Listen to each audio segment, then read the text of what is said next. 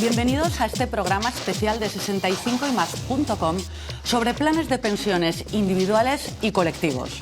Ahorrar para la jubilación es una necesidad imperiosa y no solo ahorrar en vivienda, tal y como advierten numerosos expertos.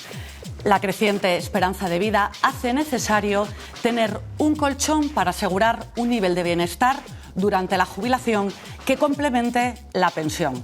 Para hablar sobre esta situación y sobre los planes de pensiones individuales y colectivos, contamos hoy con grandes expertos que nos van a aportar luz en esta materia. Bienvenidos a todos. Gracias. Voy a empezar presentando a Jaime Sobrino, que es director comercial en Mapfre Inversión. Muy buenas. Bienvenido. Muchas gracias. También tenemos con nosotros a José González, director de pensiones y de previsión colectiva en Santander Asset Management. Bienvenido. Muchas gracias, buenas tardes. También contamos con Carlos Bravo, secretario confederal de Políticas Públicas y Protección Social de Comisiones Obreras. Hola, buenas tardes. Un placer tenerte con nosotros. Y por último, pero ya como se suele decir, no menos importante, con Carlos Esquivias, director de Área de Seguros Personales de UNESPA. Muchas gracias, buenas tardes. Muchas gracias por estar hoy todos con nosotros. Vamos a comenzar contigo, Jaime.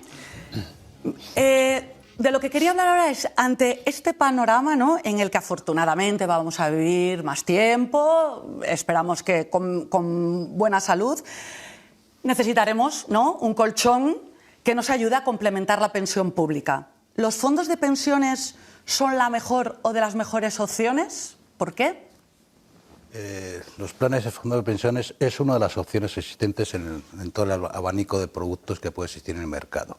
Desde luego es el producto que nació principalmente para complementar todas las prestaciones públicas.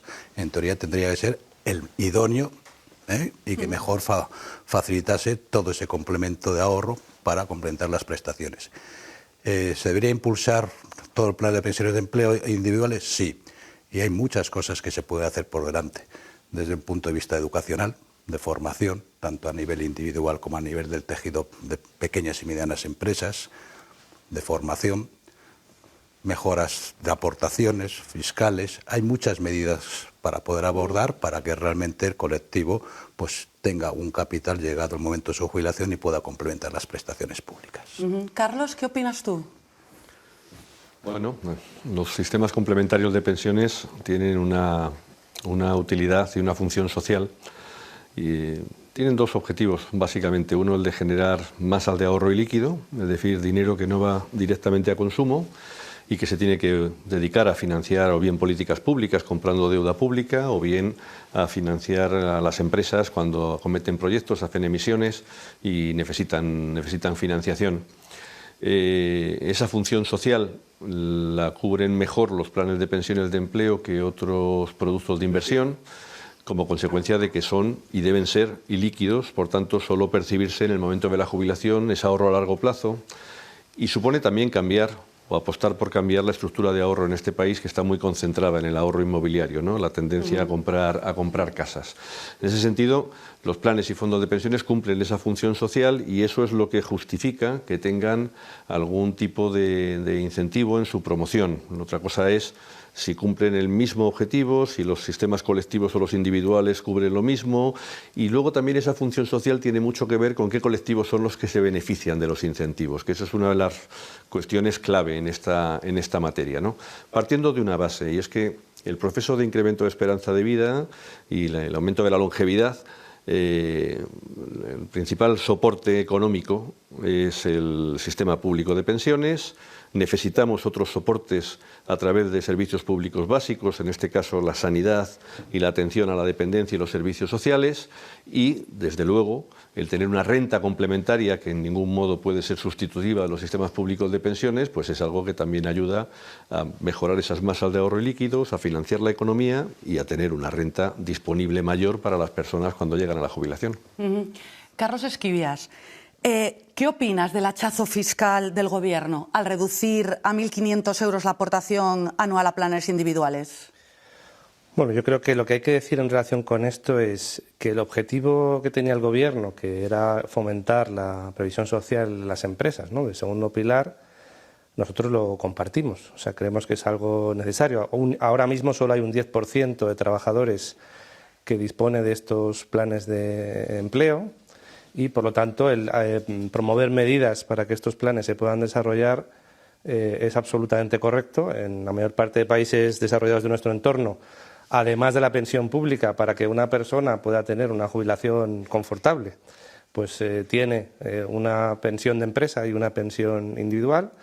Aquí en España lo que menos está desarrollado es la parte de empresa y, por lo tanto, sí que vemos positivo que se tomen medidas para que eso se haga. Ahora viene la segunda parte. Ese recorte, ¿no? Ahora viene la segunda parte. ¿Se tenía que haber hecho en detrimento del tercer pilar? Pues ahí sí que tengo que decir que no estoy de acuerdo, ¿no? Que decir, yo creo que se puede fomentar el segundo pilar sin que por ello haya que perjudicar la capacidad de aportación que tienen las personas al tercer pilar. Y hay varios ejemplos que lo ponen de manifiesto. Es decir, si solo ahora mismo tiene el 10% de las personas, de los trabajadores, un plan de empleo, mientras que no se desarrollen los planes de empleo, en particular los planes simplificados que se han creado en esta reforma, esas personas, hoy por hoy, y ya llevamos 3 años, solo tienen 1.500 euros que aportar a los subsistemas individuales. Y todavía puede pasar mucho tiempo, en algunos casos, sobre todo en el caso de los trabajadores, porque ya sabéis que los convenios colectivos pues se van renovando, en el que puedan llegar a tenerlo o incluso no lo tengan nunca. Y a esas personas se les ha dejado solo con la capacidad de ahorrar 1.500 euros al año. Nosotros, evidentemente, somos partidarios de que se vuelvan a recuperar niveles de aportación que teníamos con anterioridad al año 2021, es decir, 8.000 euros al año, o al menos lo que tienen todavía en el ámbito de lo que son las entidades de previsión social del País Vasco, que son 5.000 euros al año, ¿no? Creemos que se puede impulsar el segundo pilar sin tener que hacerlo a costa del tercero. La realidad es que a día de hoy ha salido, o bueno, por decir, no ha entrado mucho dinero que normalmente venía entrando en el tercer pilar, en los planes individuales, y sin embargo, hoy por hoy tampoco ha entrado, entrará, esperemos que entre, pero de momento no ha entrado en el segundo pilar, no ha habido aportaciones o contribuciones significativas todavía a estos nuevos planes simplificados. José, y para seguir un poco contextualizando, tras la reducción fiscal de los planes individuales, el volumen de activos se estanca y si crece es por la rentabilidad positiva de los fondos. ¿Crees que cuáles serían vuestras previsiones para el año 2023 y qué podemos esperar de 2024? Porque al 23 ya nos queda poquita cosa. Pues aquí la verdad es que no tenemos buenas noticias. Lo de se estancan sería una situación en este contexto ideal, pero la realidad es que llevamos una reducción y prevemos en el 23 que sigue la reducción en las aportaciones a planes de pensiones individuales. Las prestaciones se mantienen constantes. Ya llevamos unos años con más de 2.000 millones en la industria de prestaciones en cada uno de los años. Y hay un dato muy importante. Desde que ha habido la reducción de límites de 8.000 a 2.000 y a 1.500 de forma progresiva, en los últimos 3 años se han dejado de destinar a productos finalistas de ahorro para la jubilación, es decir, los planes de pensiones, 7.000 millones de euros. Entonces, estamos ante una tormenta perfecta. Menores aportaciones, mayores prestaciones. Bien es cierto que, como apuntabas, esto se atenúa con la gestión profesional de los planes y la rentabilidad que podemos aportar a ellos. De hecho, este año los planes de pensiones van a compensar con creces el defecto de aportaciones y el exceso de prestaciones que hay en el sistema. Y lo que sí que estamos viendo es que esos 7.000 millones que no se destinan a productos de ahorro o a productos de ahorro para la jubilación finalista, como decía antes Carlos, lo que sí que estamos viendo es que se destinan, y tiene una explicación que es el entorno de tipos de interés, se destinan a cancelar deuda o se destinan a consumo. Con lo cual, hablaremos más adelante, ¿no? Pero ahí tenemos un tema de, como decía antes también Jaime, de formación y de concienciación muy importante. Muy importante. Y volviendo a lo que antes comentaba Carlos Esquivias, de esa reclamación, ¿no?, de volver a los 8.500 euros de aportación anual, ¿estáis de acuerdo, Jaime?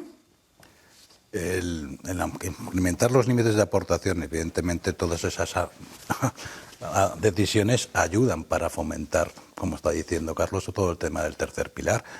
Está el tema fiscal, es importante para un determinado sector de la población porque los ahorros fiscales son importantes, pero sí estoy de acuerdo en incrementar las aportaciones, subir los límites de aportación. Yo pienso que sería genérico para todo el sector y toda la finalidad que persigue el producto de planes y fondos de pensiones, que no deja de ser complementar las prestaciones públicas. Cuanto más se pueda destinar, con independencia de sea sistema de empleo o sistema individual, mejor va a ser para todo el sistema y conseguir las soluciones que busca el producto en sí. Carlos. Bueno, yo aquí os pongo el contrapunta, no, yo creo que no. Yo creo que el sistema individual y el sistema de empleo son distintos. Intento explicar por qué. Cuando dedicamos pérdida de recaudación, en este caso diferimiento de recaudación, porque no hay exención fiscal para estos sistemas, lo que hay es un diferimiento fiscal, se paga más tarde y algo menos, porque la renta en el momento de tributar es más baja. Pero cuando las políticas públicas pierden una capacidad de recaudación, tiene que ser porque esa política que se está apoyando cumple una función social. El que haya una generalización de ese ahorro ilíquido del que hablaba antes, que puede financiar la economía, cambiar la estructura del ahorro y que la gente tenga rentas complementarias, es algo que cumple una función social, y en ese sentido es en el que se diseñan esos incentivos, que seguramente es muy discutible si los mejores son los que tenemos o podríamos hablar de otras cosas, pero lo que tenemos que ver es quién se beneficia de esos incentivos, y eso lo vemos muy claramente en la declaración, en la estadística de declaraciones fiscales. Cuando uno analiza la estadística de declaraciones fiscales, uno ve que los incentivos a los sistemas complementarios de pensiones tienen una forma de pirámide invertida, es decir, por debajo de 30.000 euros de renta, muy pocas personas hacen aportaciones a ningún sistema, al individual, por supuesto, y al de empleo algo más, porque el empleo lo que tiene de diferencia con el individual es que tiene una capacidad de generalizar en una plantilla más grande, con independencia de los niveles salariales, puesto que por el principio de no discriminación de la Ley de Planes y Fondos de Pensiones, cuando una empresa o un sector de actividad promueve un sistema de este tipo, ha de hacerlo para todos sus trabajadores y trabajadoras, tengan el nivel que tengan retributivo. Eso es lo que da al segundo pilar un potencial de generalización mayor, y por eso tiene sentido apostar por ese segundo pilar para que lo tenga el conjunto de la población. Si lo hacemos solo en el tercer pilar son los sistemas individuales, lo que vemos primero es que la aportación media no se va muy allá de los 1.500. Pero es verdad que hay quien pone menos y hay quien pone más, y ese más, al bajarle a 1.500, se le está limitando.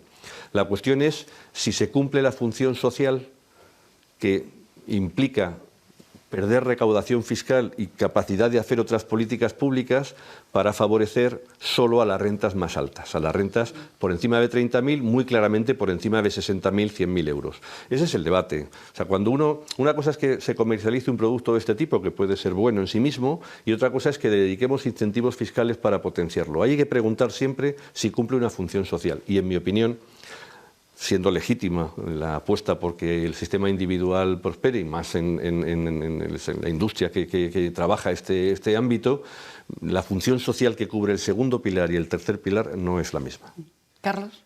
Coincidirás, no obstante, Carlos, conmigo en que quizá esto se podría haber hecho de manera más paulatina, ¿no? Quiero decir, utilizando el argumento que tú dices, si lo que se pretende es, oye, se están drenando una serie de recursos para políticas públicas, que al final es generar masas de ahorro ilíquido, ya sea en el segundo o tercer pilar.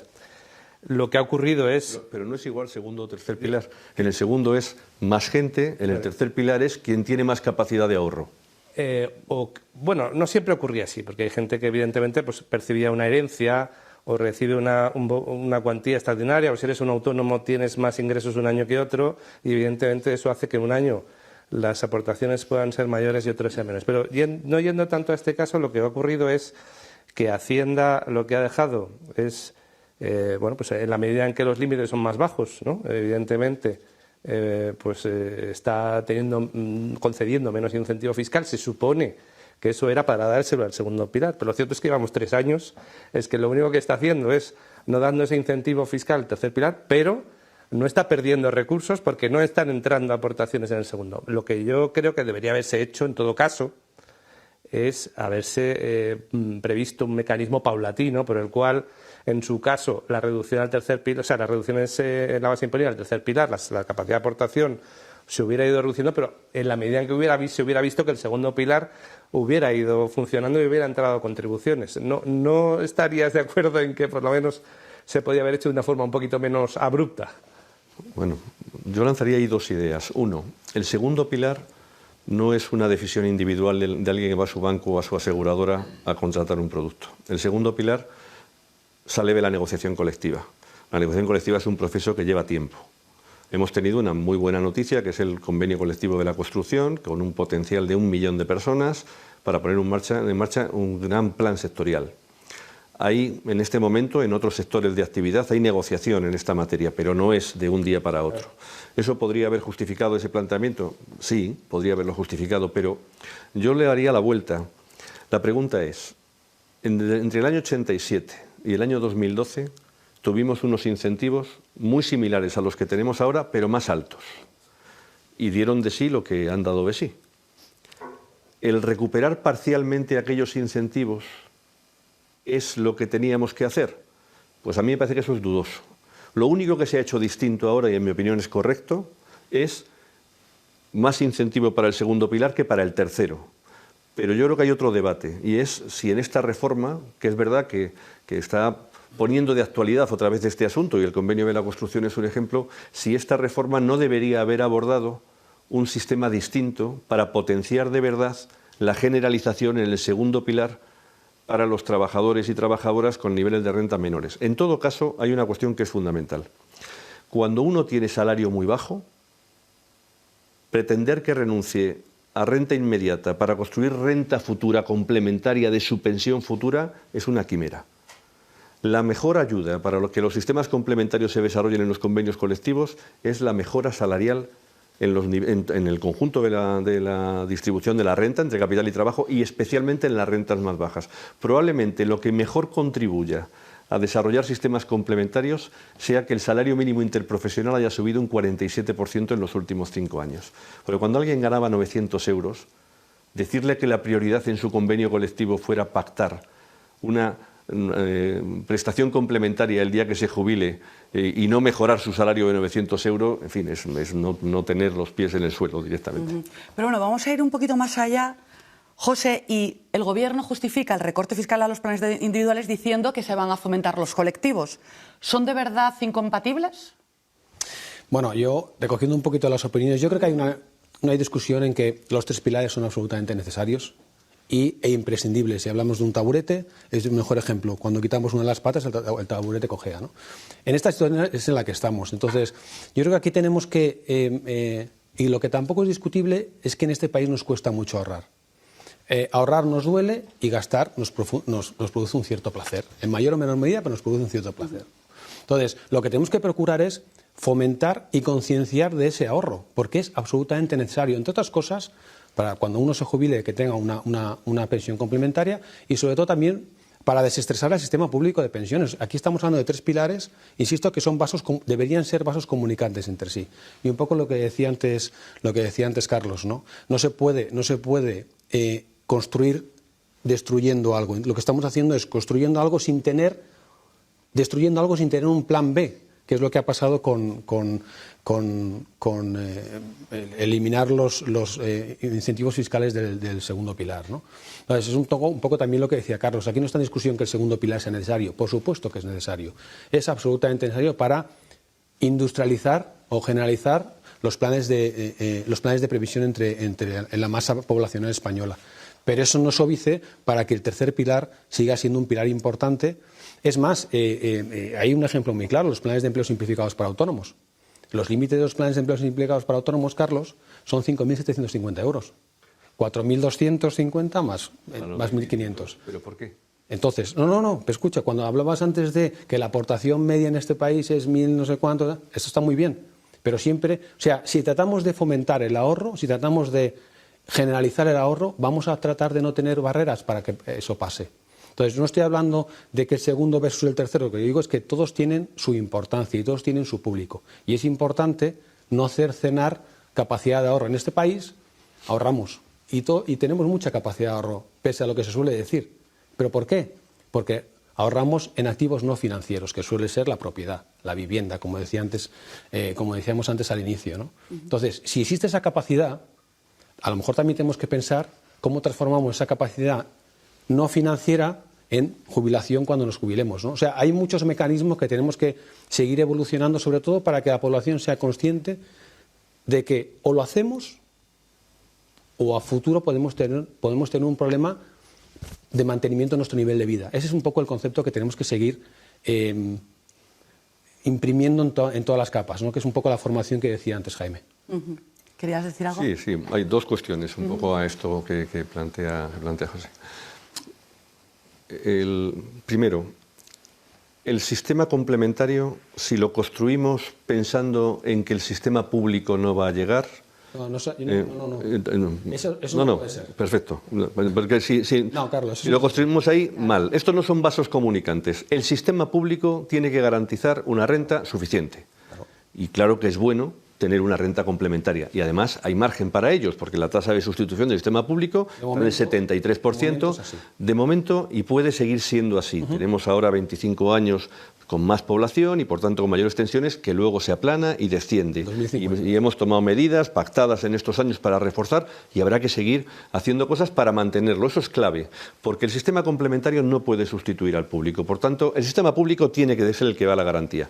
Por supuesto que exista una renta complementaria, es buena. Claro. Es buena para el que tiene mejor capacidad de consumo y es buena porque te permite asumir otras necesidades. Por ejemplo, tenemos un sistema de pensiones prácticamente universal, pero no tenemos un sistema de atención a la dependencia universal.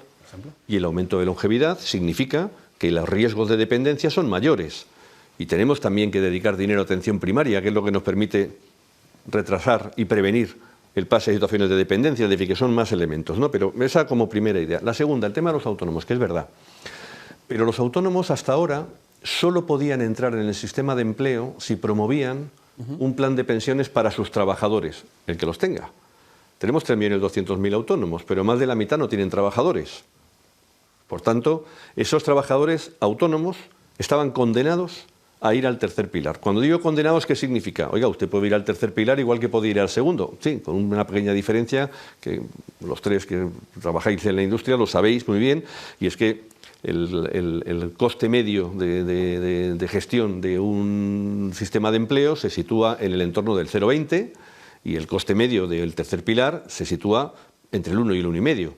Claro, estamos hablando de 5 o 6 veces más de coste y el autónomo estaba condenado a eso. Lo que hace la reforma, con buen criterio, es decirle, oiga, ustedes tienen que poder entrar al segundo pilar aunque no tengan trabajadores, aunque no promuevan un plan de pensiones y se crean los planes simplificados para autónomos con ese límite de hasta 5.750 y con unas comisiones limitadas. Ya no va a pagar usted el 1 o 1,5, sino va a pagar usted unas comisiones más bajas y, de hecho, la industria lo que estáis haciendo ahora es promoviendo planes de pensiones más ajustados en el precio. Bueno, ese es un punto positivo de esa reforma para ese colectivo. Yo no me refería tanto al precio, Carlos, sino me refería al límite. Hablabas del límite y te decía, correcto, es un límite de 5.750 para autónomos. A eso me refería. Y yo no he dicho en ningún momento que el sistema público de pensiones... No. Eso, Sí, ha quedado. Quería dejarlo claro. Hay que pensar además una cosa, los autónomos que hasta ahora, que es otra parte muy importante de la reforma, han elegido libremente su base de cotización y han elegido sistemáticamente la más baja, tienen pensiones un 40% inferiores al régimen general de la Seguridad Social. Eso también tiene que cambiar, eso está cambiando ya. Vamos a un sistema de cotización por ingresos reales que elevará la pensión pública de los autónomos.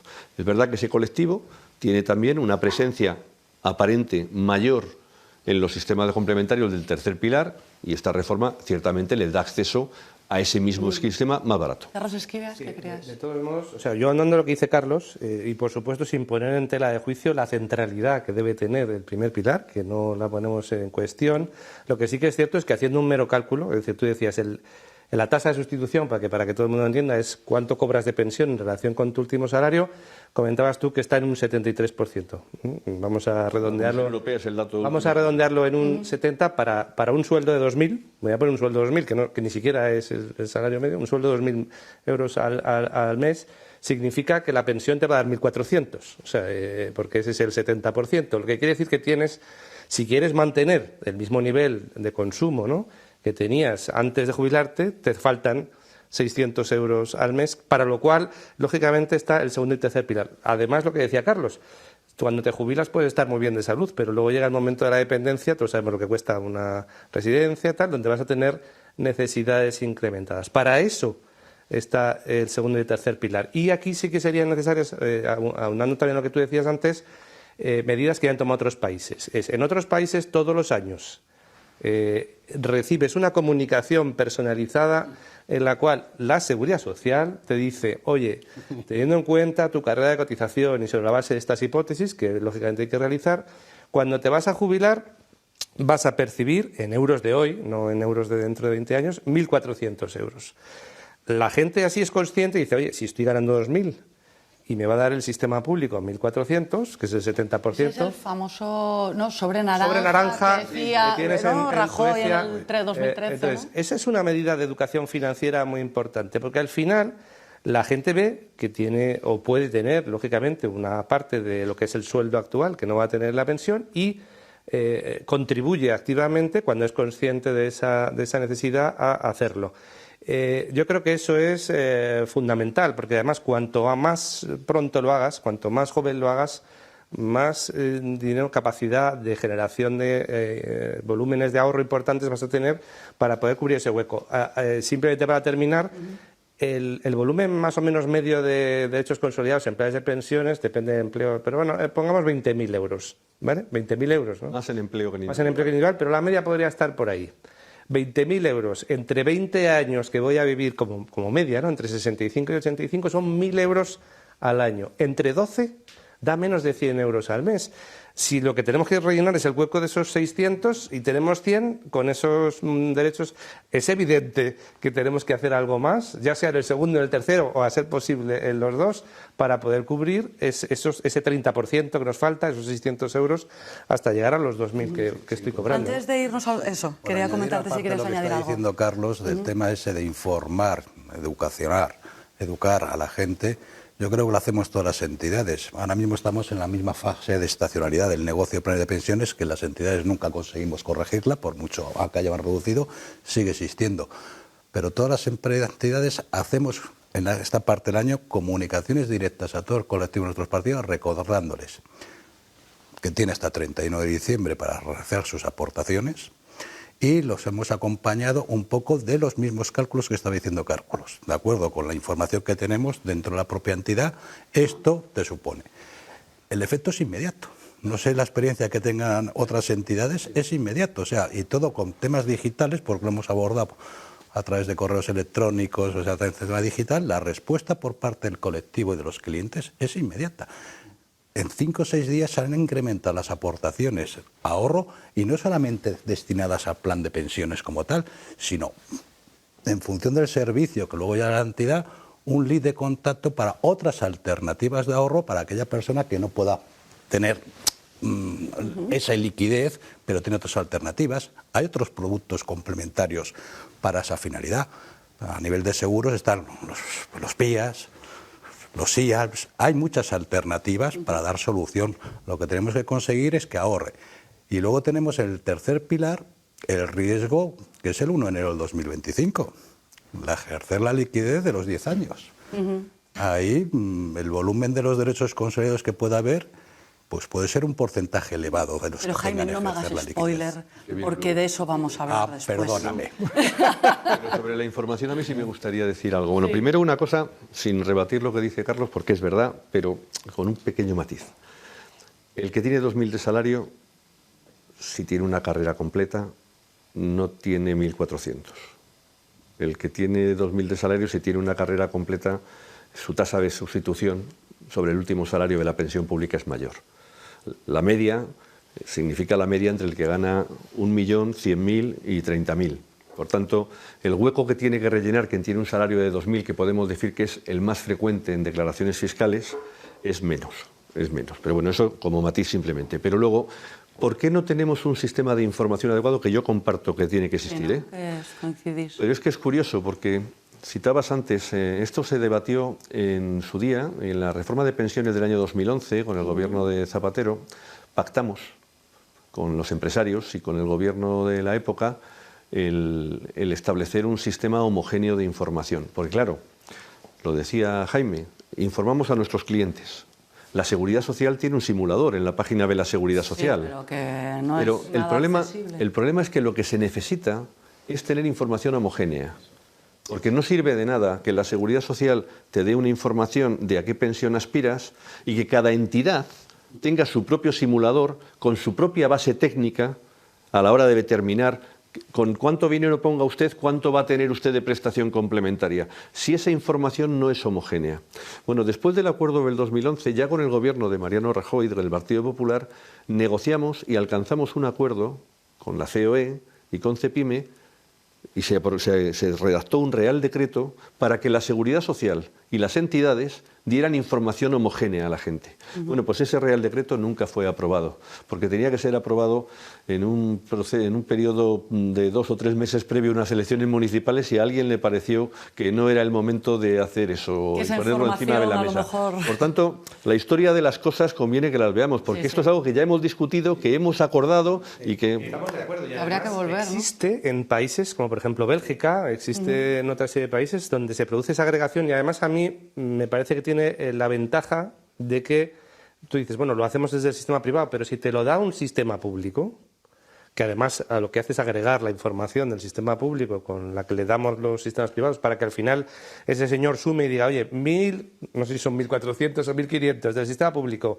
más 200 en términos de renta mensual, del sistema de empleo, más 100 del sistema individual, ya son 1.800. Pero hay que hacer lo que tú hacías antes.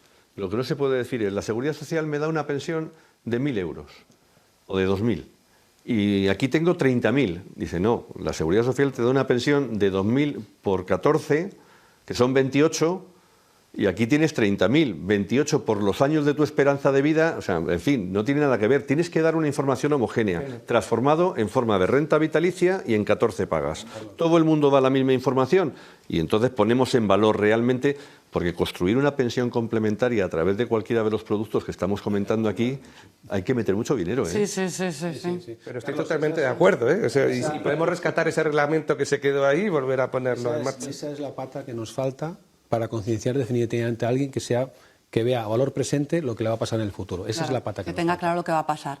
Bueno, tras repasar la situación de los planes de pensiones individuales, nos vamos a adentrar ahora de lleno en los planes de pensiones colectivos. Pepa Montero, jefa de economía de 65ymas.com, nos pone en contexto. Los planes de pensiones de empleo, también llamados planes de empresa, llevan años hundidos. Solo 36.000 millones de euros en volumen de activos, por desinterés de empresas, de sindicatos y de los propios trabajadores.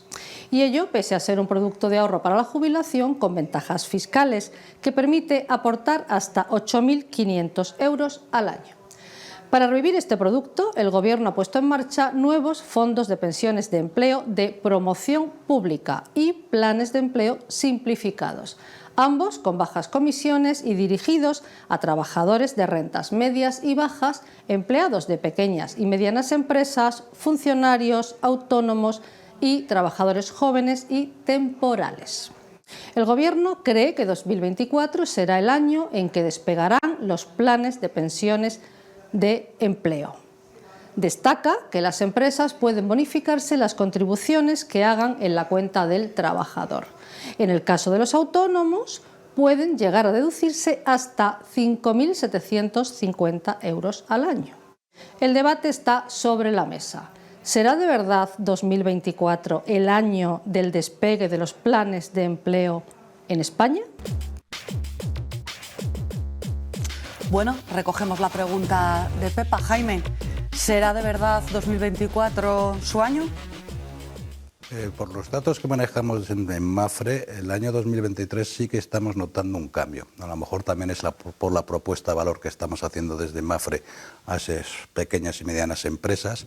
Hemos apostado mucho por los planes de pensiones de empleo ligados al ciclo de vida con una gestión teniendo en cuenta las distintas edades del colectivo de los trabajadores de esas empresas y buscando un poco las rentabilidades con esa esperanza hasta que llegue la jubilación.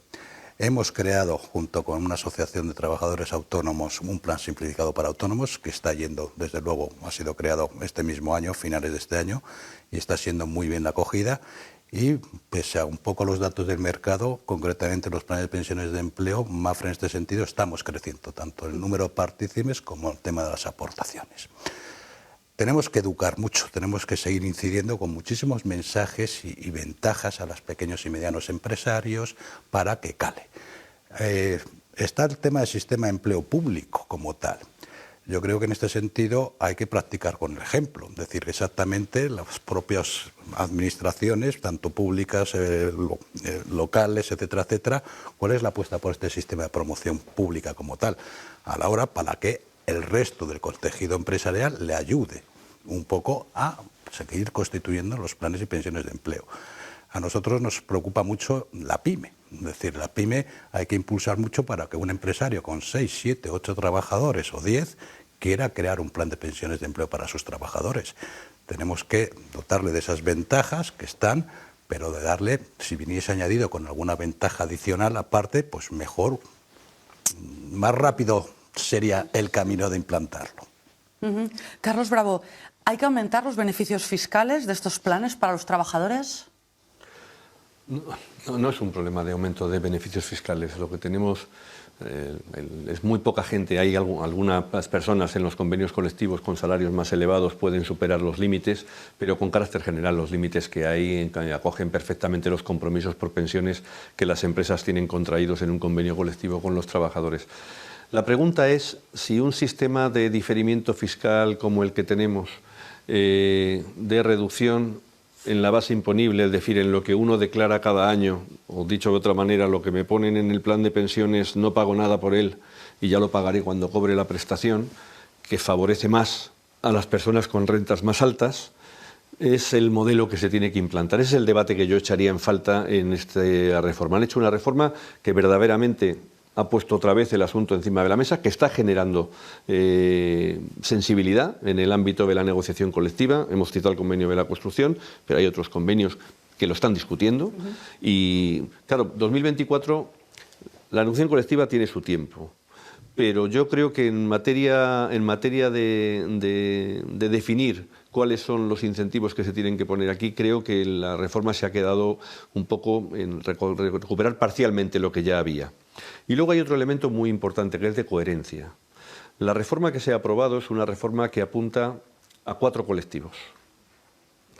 Lo que llaman colectivos Diana en el espíritu de esta reforma, que son el trabajo autónomo, los planes sectoriales, o sea, la negociación colectiva sectorial, las administraciones públicas y las cooperativas y sociedades, la economía social. Bueno, en el ámbito del trabajo autónomo ya hemos visto antes que hay potencial en la reforma, ya veremos a ver el desarrollo que tiene. En el ámbito de los planes sectoriales hay algo de movimiento en la negociación colectiva, pero insisto, ahí la clave siempre es los niveles salariales. Sectores, y en la PYME eso se da mucho, con salarios bajos es muy difícil que la prioridad sea construir pensión complementaria, la prioridad es otra.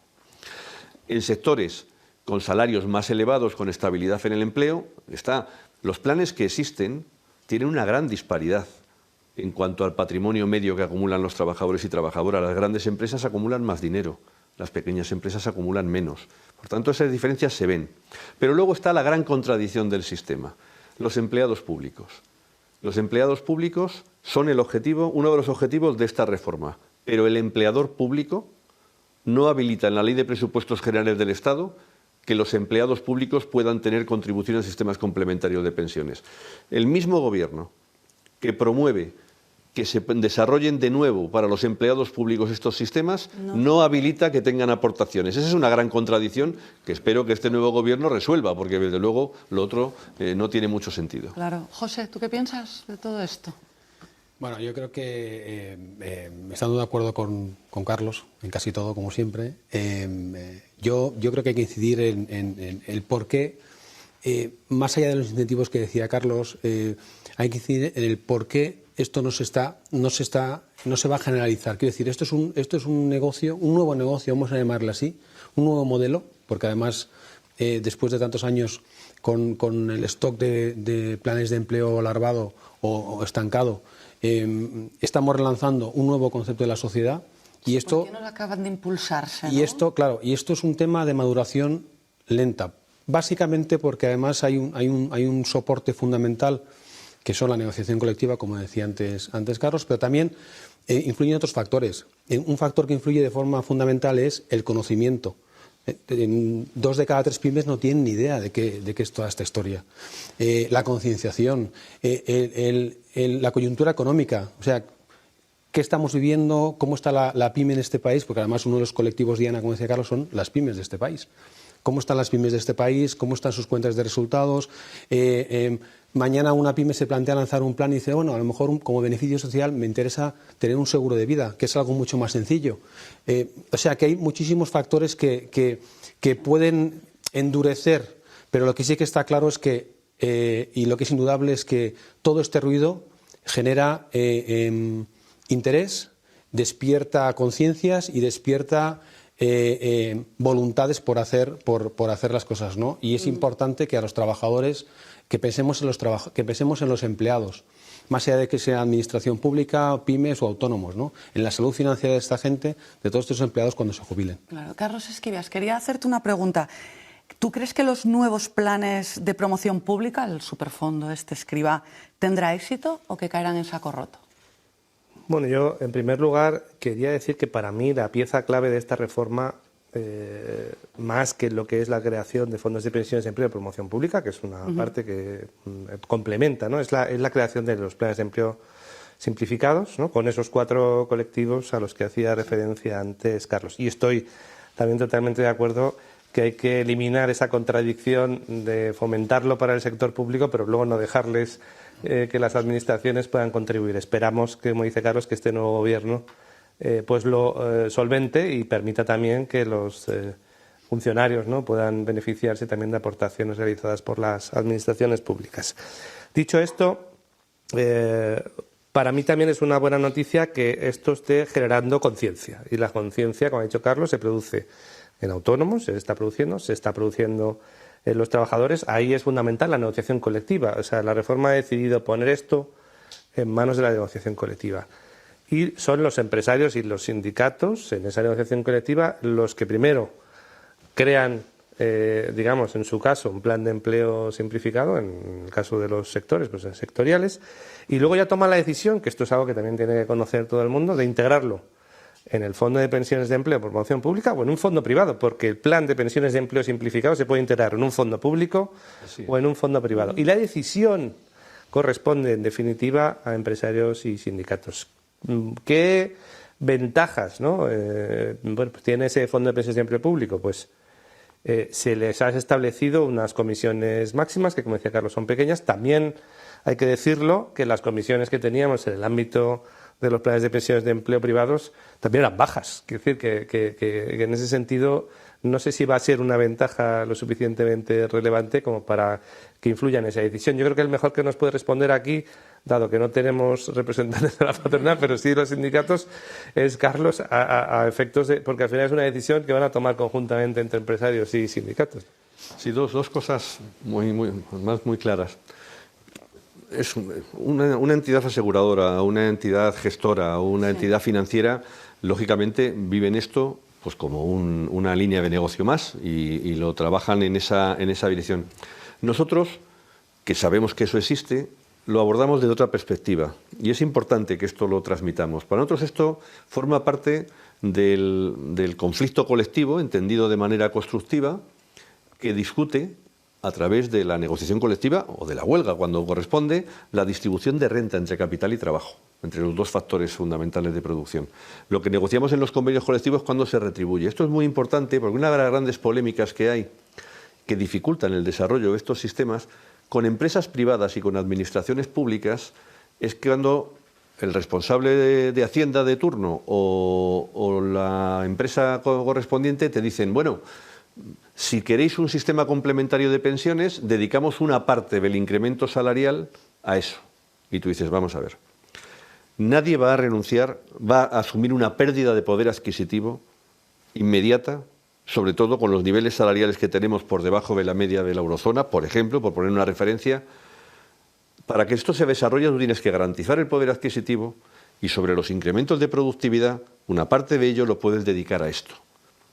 Tú no le puedes decir a los empleados públicos, te pago un 0,5, un 1, un 1,5 menos, en salario directo y lo ponemos al plan de pensiones. No, tú tienes que garantizar el poder adquisitivo del empleo público y luego tienes que poner un esfuerzo adicional en esa otra vía. Esos son los elementos de negociación. Y esa distribución de renta, en este caso en la empresa privada, entre capital y trabajo, en las administraciones públicas el esquema lógicamente es otro, pero al final es la retribución de los asalariados públicos, es determinante en esta materia. Eso como primera cuestión que me parece muy, muy relevante. Por otro lado, el asunto de lo que nos puede desarrollar la negociación colectiva en esta materia tiene que ir necesariamente dirigido a que tú generes una renta complementaria en el momento posterior, en el momento de la jubilación.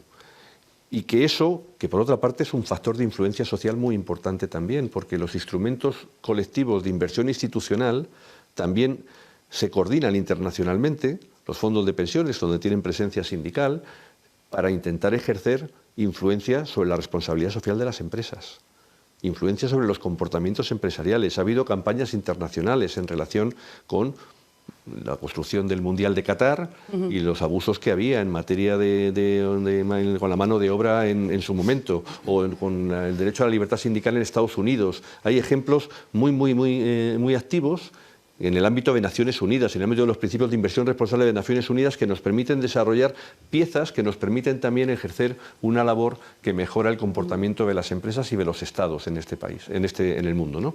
Con lo cual son elementos que tienen una importancia relevante. O sea, yo creo que esos son elementos necesarios. Había otra cuestión más que me estoy dejando, el fondo público, perdón. El fondo de promoción pública, nosotros estamos ahí, porque la ley nos ha previsto entrar ahí. Sí, Carlos, te pido brevedad porque, muy breve. Porque si no vamos a cerrar sin el spoiler que nos hizo Jaime. No ahora mismo entramos a la liquidez, que además creo que ahí vamos a coincidir total. Bastante todos. No, el Fondo de Promoción Pública tiene un problema. Y es que el Fondo de Promoción Pública pretende ser un gran cajón, como si fuera un fondo soberano, pero donde el Estado no aporta nada, sino que viene de la negociación colectiva para que se aporte ahí. La negociación colectiva, si genera un plan de pensiones y un fondo de pensiones, quien lo gobierna son los protagonistas de la negociación colectiva, empresarios y trabajadores, quien negocia en el sector o en la empresa. En el fondo de promoción pública es un fondo de pensiones que quiere agrupar a muchas cosas y donde el protagonismo lo tiene la administración y la presencia empresarial y de los trabajadores es minoritaria. No molesta. Es, como yo digo, hay varios tubos para exteriorizar los compromisos por pensiones. Hay tres, ¿no? Un plan de pensiones, un contrato de seguro o una mutualidad de previsión social. Este es un cuarto. Pero lo normal en la negociación colectiva es que vaya al plan de pensiones de empresa o de sector, donde la comisión de control de ese plan de pensiones y ese fondo de pensiones la protagonicen quienes han negociado el convenio colectivo. Y ese no es el fondo de promoción pública.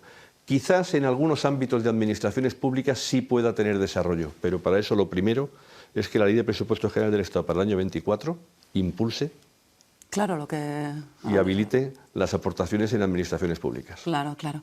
Bueno, pues eso, vamos a la liquidez total.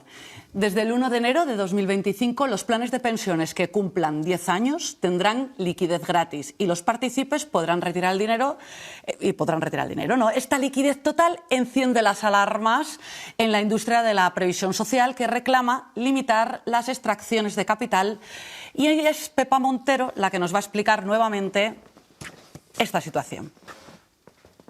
Desde el 1 de enero de 2025, todo el dinero de un plan de pensiones que cumpla 10 años de antigüedad podrá rescatarse de modo inmediato, sin justificar el motivo ni necesidad económica.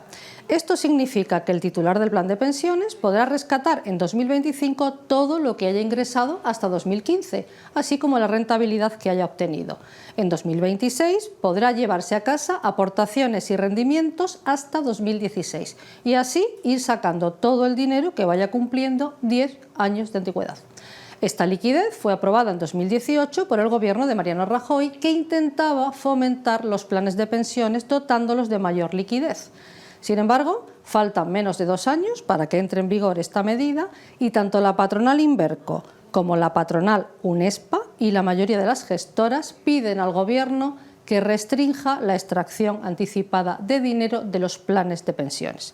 De hecho, Inverco alerta: hay en juego 64.000 millones de euros entre planes privados, personales y colectivos que cumplirían 10 años de antigüedad y podrían estar disponibles para ser retirados. Esto es un peligro, advierten. ¿Qué opinan nuestros expertos de esta barra libre de liquidez en planes de pensiones desde 2025?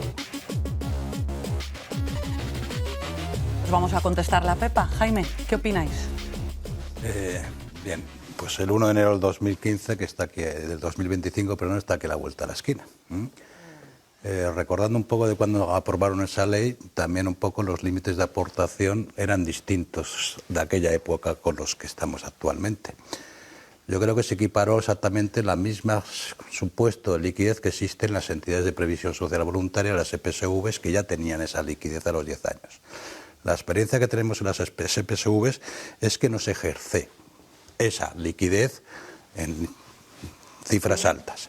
Pero cierto que en las EPSVs los límites de aportación son más derechos consolidados o derechos económicos, que se llaman así, más elevados, y está la posibilidad de hacer unas aportaciones.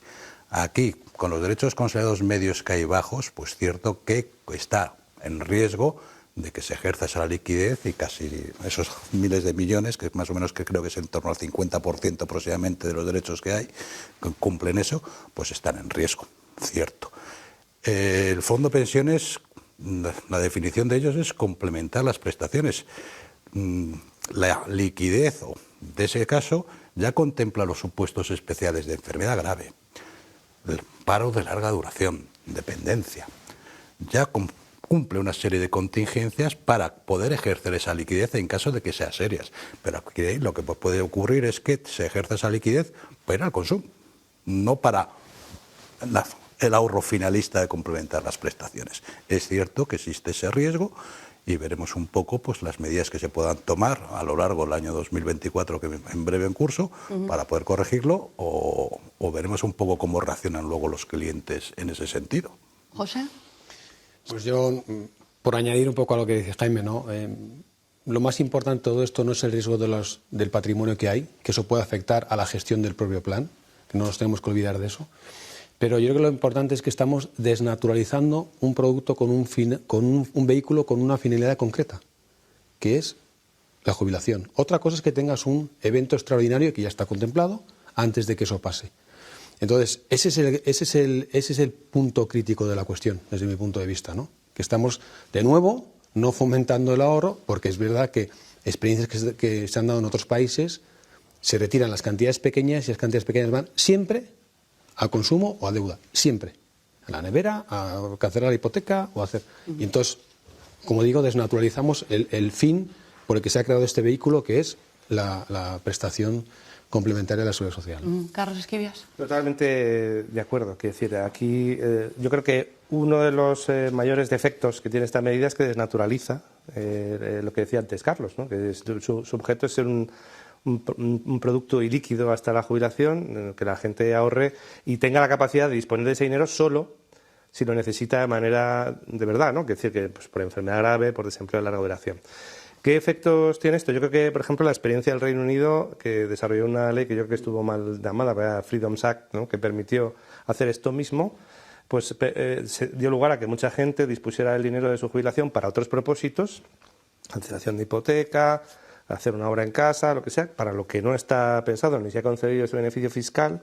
Y además lo que se vio es que eran precisamente las personas de rentas más bajas las que más uso hacían de esa liquidez, lo que a su vez está perjudicando su pensión futura, ¿no? Porque además más en el Reino Unido, que dependen mucho, dado que la tasa de sustitución del sistema público es mucho menor.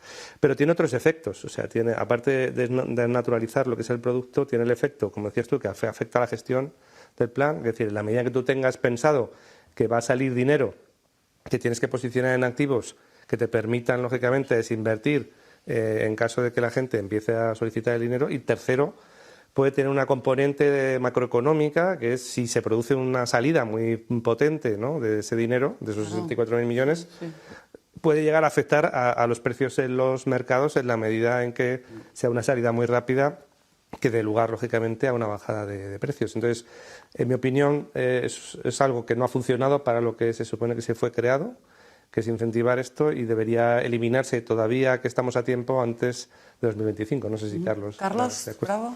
Sí. A ver, esto hay un primer matiz. Yo creo que el volumen de lo que está en riesgo no es el que estamos manejando, porque para que esto ocurra, las especificaciones del plan, el contrato del plan de pensiones tienen que preverlo. Lo que ocurre de manera bastante común en los sistemas individuales, pero no hay ningún sistema de empleo que lo haya previsto. En ningún plan de pensiones de empleo, donde hay 36.000 millones, no hay ninguno. Entre otras cosas porque ni las empresas ni los trabajadores han tenido interés en que esto ocurriera. Esto que es como sorber y soplar al mismo tiempo, es decir, quieres generar ahorro y líquido, pero le das liquidez, que es una cosa que uno no entiende muy bien, es el producto de 2 décadas de escaso desarrollo, donde se ha ido como pollo sin cabeza aprobando diferentes medidas para ver si eso desarrolla, y entonces esto, que tiene una génesis que no voy a contar, pero la tiene, pues fue una medida, en mi opinión, muy improvisada y que ahora pues puede generar problemas. Es increíble que habiendo un consenso como el que hay, esto no se haya revertido. Y yo quiero terminar por donde empezamos. ¿Qué función social cumple un sistema de ahorro y líquido que tiene incentivos fiscales si lo hacemos líquido a los 10 años? Porque en el caso de Reino Unido, que comentaba Carlos, claro, Reino Unido tiene una tasa de sustitución de las pensiones públicas de en torno al 40%, casi la mitad que aquí. Las personas que dispusieron, fue Cameron el que puso en marcha aquella reforma para meterle liquidez a la economía, las personas que dispusieron lo que hacen es empobrecerse para la jubilación, porque el sistema del Reino Unido sí necesita el sistema complementario, porque el sistema de pensión pública es mucho más bajo. Bueno, eso no tiene ningún sentido. En Chile van por el 4º o el 5º retiro también. No tiene sentido construir sistemas para la jubilación para que luego sean líquidos. No tiene sentido incentivar cosas para que hagan luego lo contrario. Pero eso es algo que tendremos que retomar en esta legislatura y yo espero que se corrija. Ojo, una parte es incorregible. A quien ha puesto dinero en sistemas individuales entre el 2015 y ahora con esas reglas, difícilmente veo que les puedan evitar que puedan sacar esa cantidad de dinero. Ya. Aquí han puesto con esas reglas, al menos. Pero cuanto más tiempo se amplíe, más tiempo durará se ampliará el problema. Bueno, pues hemos llegado al final del programa. Muchísimas gracias porque habéis explicado cosas bastante arduas así del día a día que muchas veces yo creo que a la gente no le llega tan claro y tan didáctico como nos lo habéis explicado hoy. Quiero agradeceroslo. Y a ustedes, muchísimas gracias por acompañarnos y les vemos en el próximo programa. Muchísimas gracias.